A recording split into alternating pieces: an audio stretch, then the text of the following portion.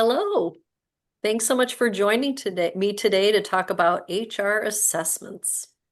So my name is Amy Sell, and I'm the president of Yo and Yo HR Advisory Solutions. But a few more relevant things I wanted to share with you today were one, a little bit of a story about my own experiences with assessments. So when I was a staff accountant at a different accounting firm, I was encouraged to check out the industrial psychology group since I had some downtime. It was in between tax seasons, and I went through about 5 hours of different tests to learn about motivations and my interests and lots of other aspects of work that I wasn't even aware of. And then I met with the industrial psychologist, and he said, well, you're not the dullest tool in the toolbox, but you should not be an accountant. I'm like, wait, what? I've got my CPA. I went to school for this. This sounds crazy. And then out of curiosity, I was like, well, what should I be? And then he said, either an attorney or HR. And I had never even heard about what HR was. All my business electives were accounting, so I could sit for the CPA exam. I just thought that this was really, really strange. But later, a few months later, as I was thinking about what I really liked about the job and what gave me energy, things kind of aligned to this HR thing. And so I explored it and made a major career pivot. So I know clearly the value of assessments personally. Also, a lot of my clients that I work with on recruiting or leadership development or team building assignments love assessments, and some of them are very, very, very wedded to their own assessments. So I was like, okay, this is interesting. And also, a lot of my current clients sometimes ask me about assessments. I'm like, okay, this might be good to do a deep dive and put together a presentation and do some research around assessments because I have seen how so many of them can help organizations. So again, thanks so much for joining me as I explore and deep dive this topic. So next I want to go through the agenda, and I've got a few things I want to focus on. Obviously, I want to talk about some different assessment types, how they can apply to talent acquisition or recruiting, team building, leadership development. I want to go through some specific assessments that I've come across and give you kind of what I've been able to dig up on them. And then we'll have some time for questions and answers as well. All right, so first of all is assessment types. And so at a high level, I've noticed a variety of ways that these assessments can be used in different HR applications. So the first one is like cognitive tests, really kind of quantitative reasoning, IQ, so to speak. These are usually a little bit more involved and take more time, which is can be good or bad depending on what level in the organization you're looking at. Skills-based assessments. These are things like a typing test or doing a coding test, really making sure that you know the skills and you have mastery of those skills that you might be by testing for within that role. There's also situation-based assessments out there. And so for instance, when I worked at Ford Motor Company, they would do assessment centers for their new Ford college graduates that were going into customer service areas. And I think they would, have somebody bang on a door and be an irate customer, and then they would want to see how you would react to that situation. So again, and all these, again, provide more, kind of data points. And there's also a lot of personality-based assessments out there. So most of the popular ones that you see for hiring in particular are these personality-based assessments. Okay, so what is a personality assessment based on? So there's a lot of body of research that's been going on for hundreds of years in the academic settings where they would build on the research from the late 1800s, and then a lot of things happened and progress was made in the 1930s and then 1960s, and then now there's generally accepted five major personality factors. And so those factors are openness to experience. So this is kind of like the tendency to be creative or mentally flexible, to take risks, try new things. On the other side of the spectrum would be kind of people that view the world as more fixed, and might be more inclined to thrive in kind of a repetitive, structured environment. And that's maybe where I kind of failed on the accounting side. I really liked more on the creative side. I don't know. Conscientiousness. So this is kind of a tendency to be very self-disciplined, focused on achievement, following rules. Kind of the opposite on the worst case would be kind of sloppiness and unreliability. Extroversion, this is kind of a popular one. It's extroversion, tendency to enjoy being around people and having a higher level of outward energy. Introverts, as you may know, desire a little bit more time alone, and are often very deliberate and more thoughtful and measured in their communication styles. And as an extrovert married to an introvert, I can wholeheartedly agree to that one. Agreeableness. So, kind of a tendency to have a general concern for social harmony. These are folks that are really helpful, kind, generous, maybe more trusting and willing to compromise. Again, people that you really want as a roommate and your friends, right?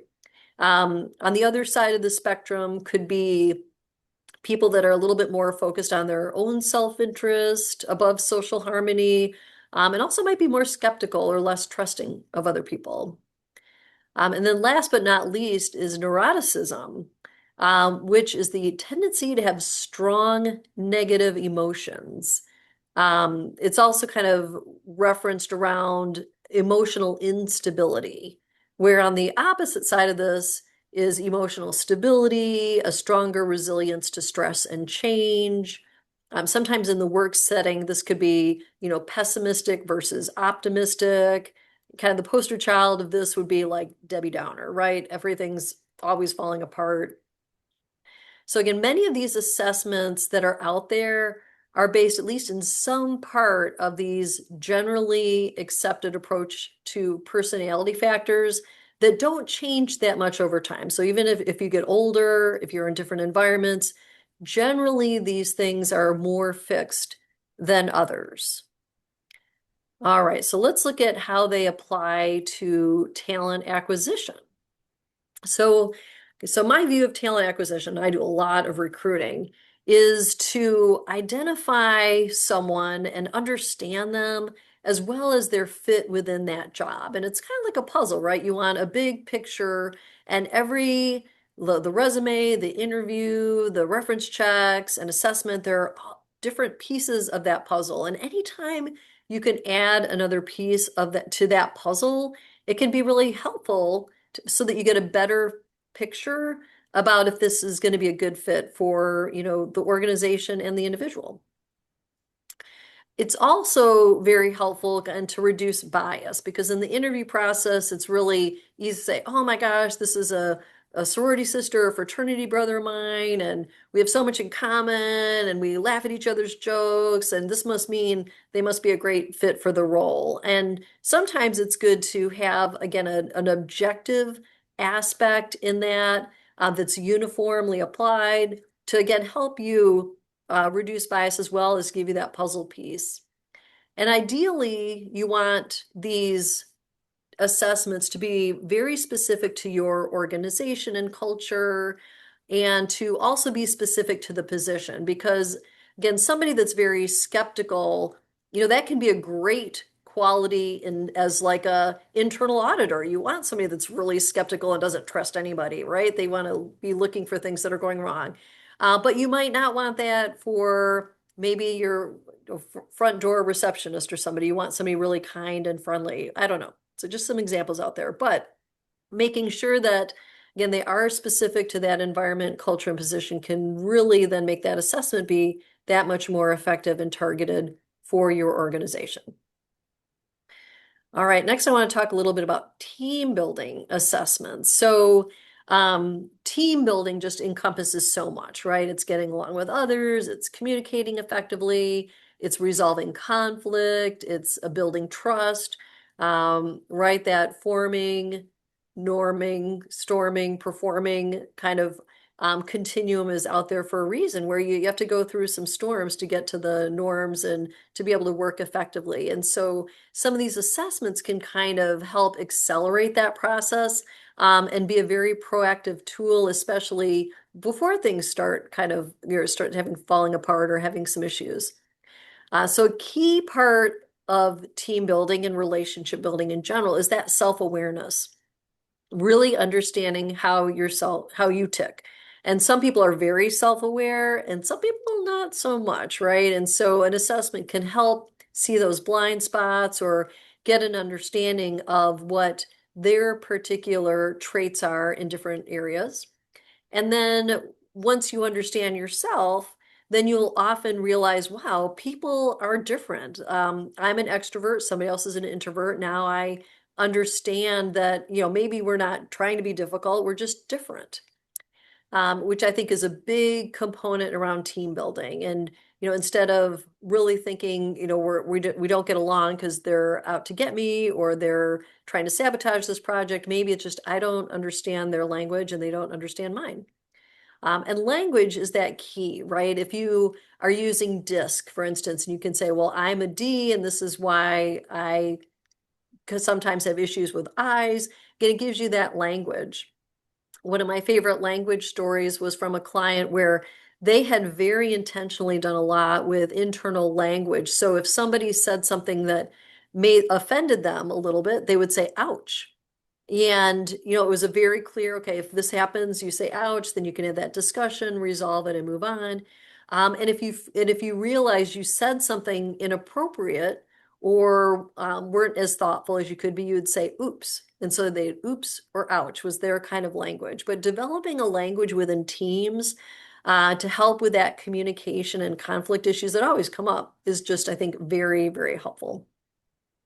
And then you don't want to just stop with like a one and done training or assessment. How can you use this language and modality in lots of other areas throughout training, providing updates, kind of reinforcing positive behavior and accomplishments and storytelling? So again, once you kind of lean into a language, use it throughout your organization to make it even more easily to communicate.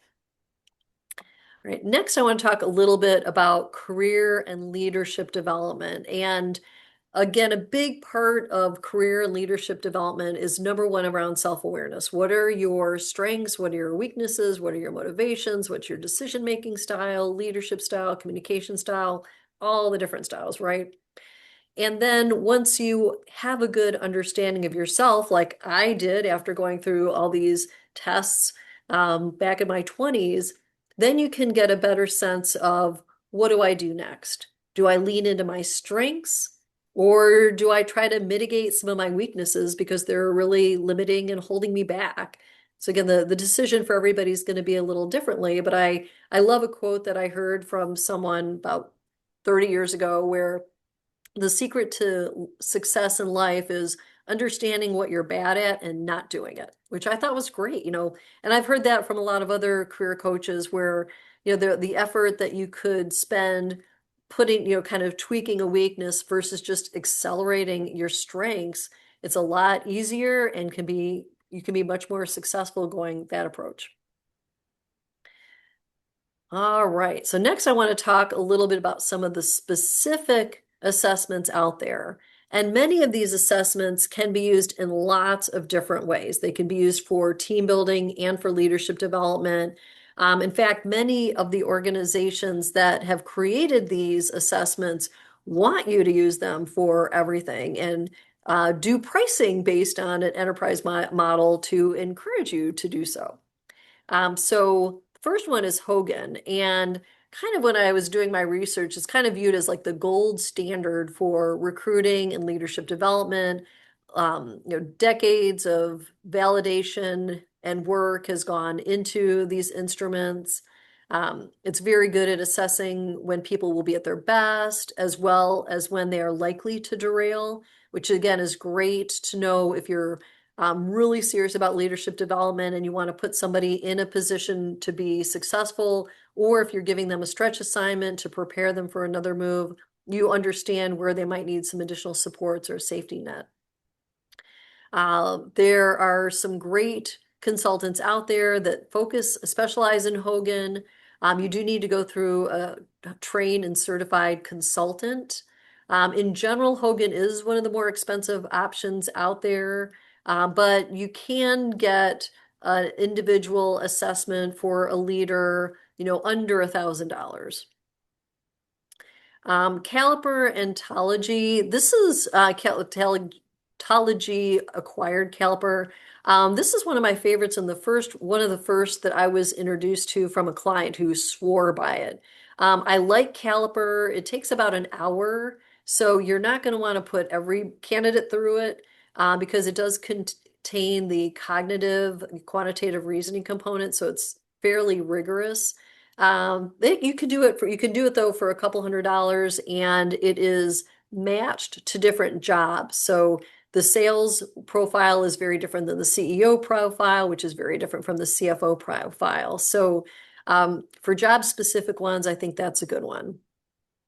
PXT is extremely popular. It's actually the favorite of one of my colleagues.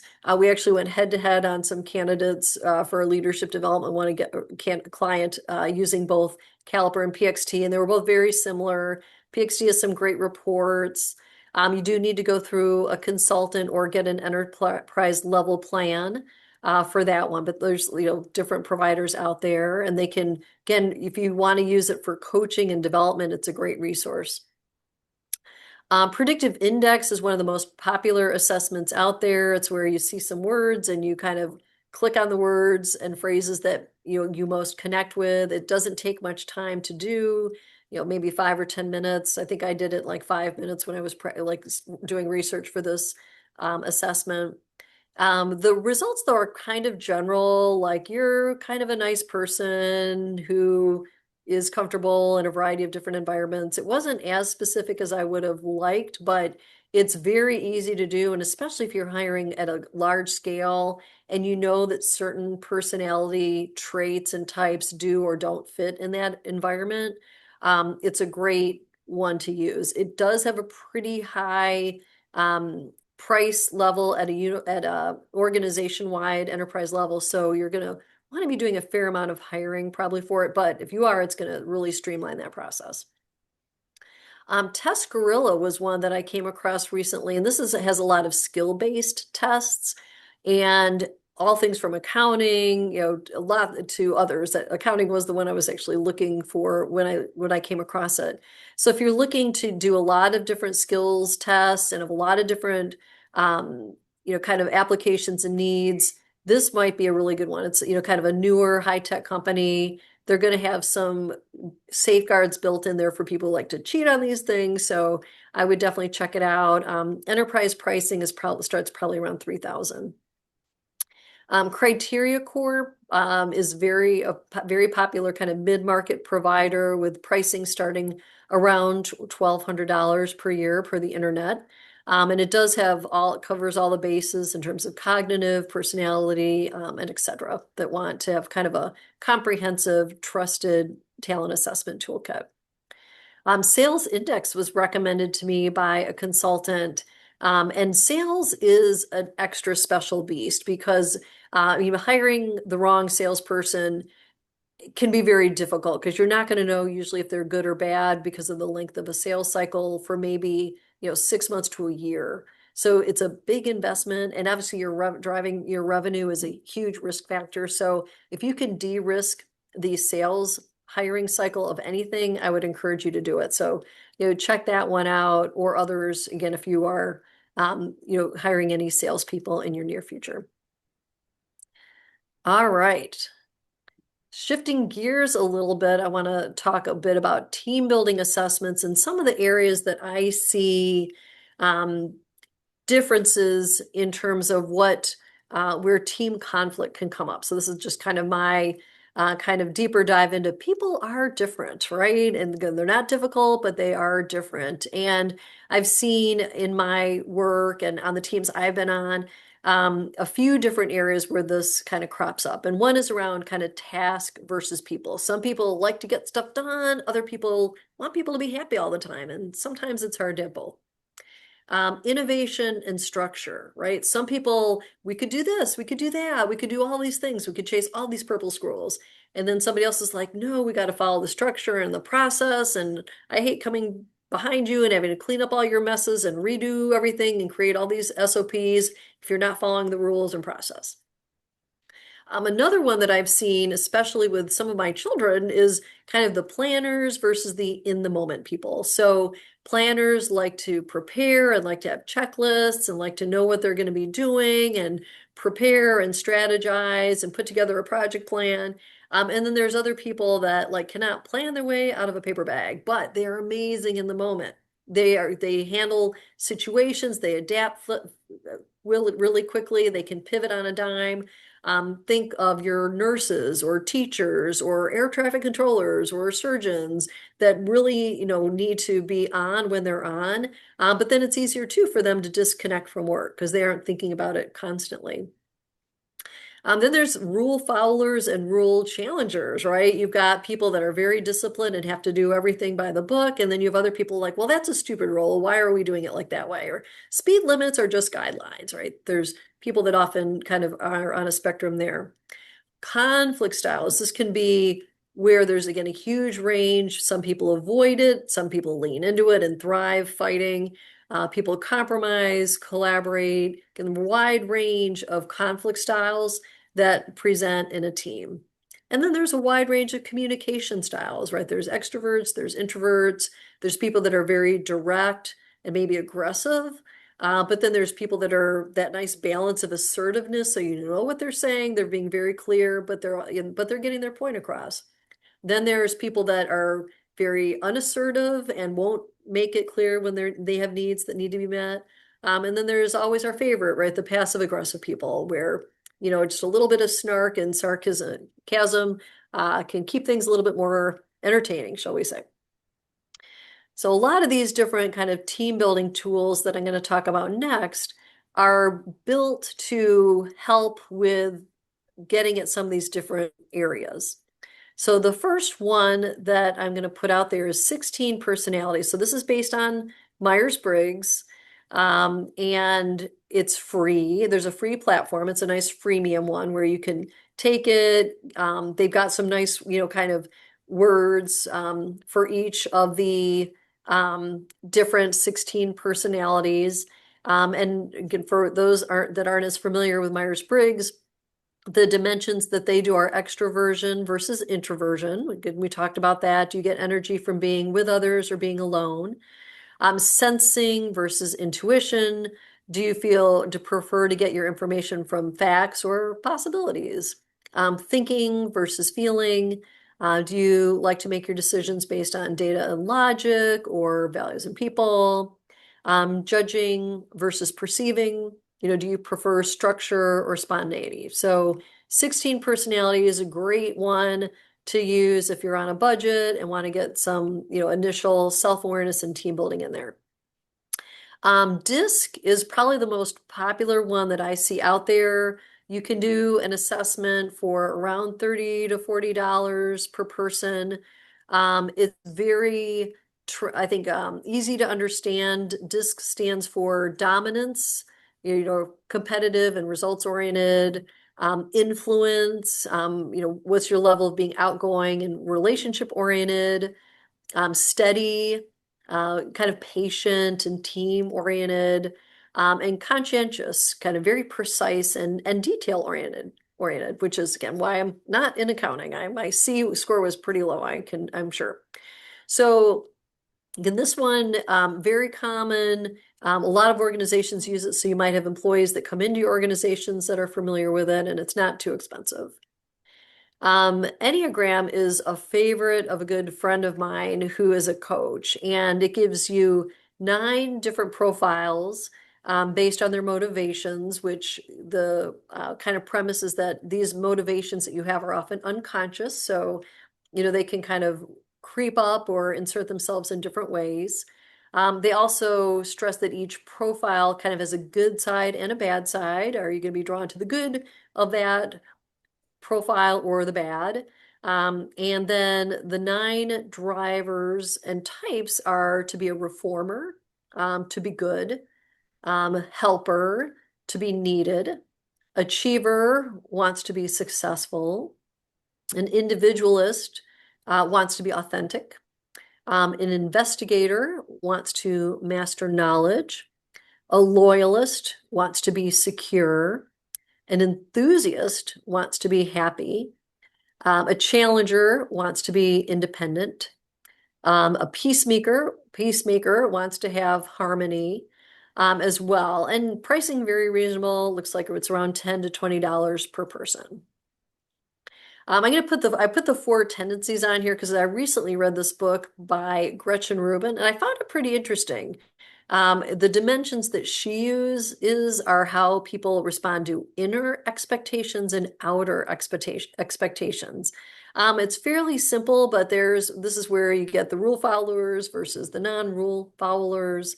And it's a pretty good one. Again, it's probably, if you're doing lots of them and it's further down the list, but I would add it to that if you're like a junkie into this type of stuff.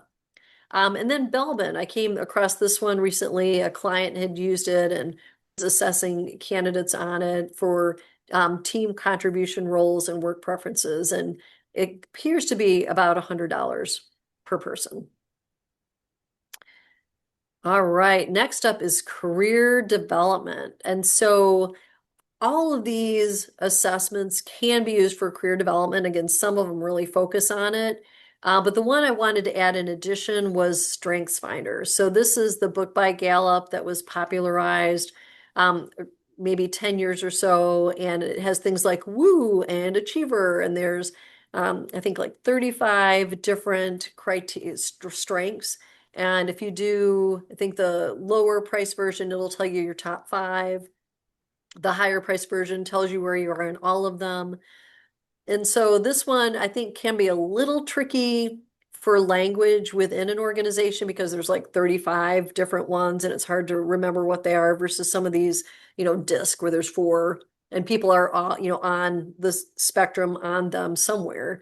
But I think for if you're like exploring your career or trying to figure out your next steps in terms of leadership development, I think this is a great one to again figure out where your strengths really are so that you can build on them in a way that's going to be the easiest and most successful path for you. All right, phew, wow, that was a lot. So next, I'd be happy to take any questions. Feel free to put them in the chat or the Q&A, and my buddy James will read them off for us. Yeah, hey Amy. We have actually a couple of anonymous ones that came in and Great. wanted to throw those at you here real quick. Great. The first one is going back to assessments. What are some problems that happen when you're doing those or when you're adding those assessments? Yeah, I think the biggest problem I have seen is when people over rely on the assessments or don't have them tailored to the position. And that can be problematic. I did see a good case recently where a client worked very closely with a consultant. It was an assessment that where you got the consultant in it. It was a very deep package, and the consultant recognized that the CEO had certain qualities and that they wanted to be very intentional about bringing people in the organization that had other qualities and didn't want the CEO to be like, oh, this person's like me, I like them, but wanted more diversity in terms of kind of approaches. And so they would use that assessment for that. But I think being really intentional and customized about what your culture is, what you need on those roles is really important versus, oh, somebody else uses this, I should use it too without being as thoughtful. So great question. Thanks. Yeah, and then one more again on assessments. How much should the assessment count in the interview process? Another great question.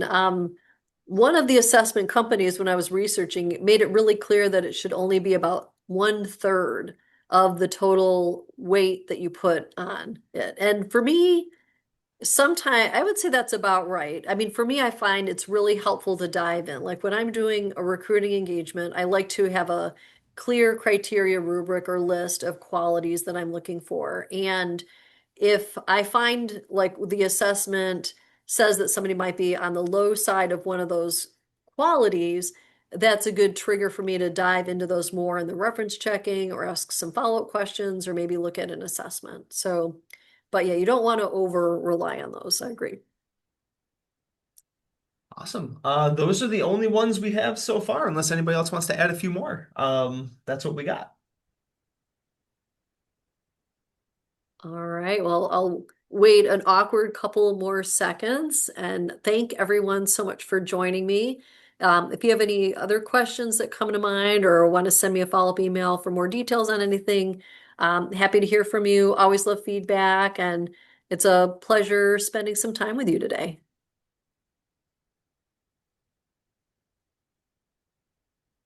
All right. Thank you, Amy. Great. Thank you, everyone. Have a great day.